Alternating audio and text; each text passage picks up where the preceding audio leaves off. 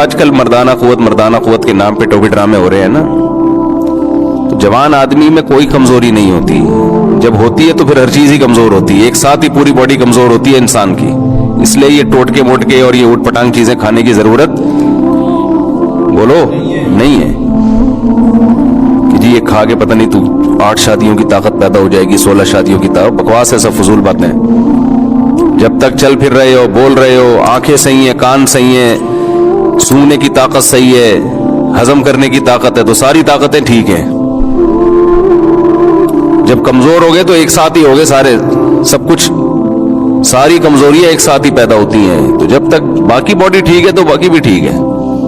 الگ سے پتہ نہیں کیا کہ لے کے نسخے کھا رہے ہوتے ہیں, دوائیں کھا کے اپنے آپ کا بیڑا غرق کر رہے ہوتے ہیں. اس میں وہم زیادہ ہے لوگوں کو. اور اللہ نے ہر مسلمان میں 4 کی طاقت رکھی ہوئی ہے معذرت کے ساتھ. اس کے لیے کوئی بہت زیادہ ایکسٹرا کوئی صحت کی ضرورت نہیں ہے. مرد کو اللہ نے عورت سے زیادہ پاورفل بنایا اس معاملے میں. تو مرد ہی کیا ہے جس میں پاور عورت ہی کے برابر ہو. ایک عورت کے لیے ایک مرد کافی ہے, تو ایک مرد کے لیے بھی ایک عورت کافی ہے. تو دونوں میں کوئی فرق ہوا پھر؟ تو آدمی کس بات کا ہے بھائی تو؟ باقی کریں نہ کریں وہ آپ کا ہیڈیک ہے, وہ میں الگ ٹاپک ہے. وہ تو میں پہ سوسائٹی کی جو ضرورت ہے, معاشرے کی ضرورت ہے, بیوہ طلاق یافتہ, وہ تو میں اس پہ بات کرتا رہتا ہوں. لیکن یہ جو آج کل ہے نا کہ کمزوری, یہ ایسے نہیں ہے ایسے جیسے لوگوں نے سمجھ لیا ہے. سب صحت مند ہی ہیں.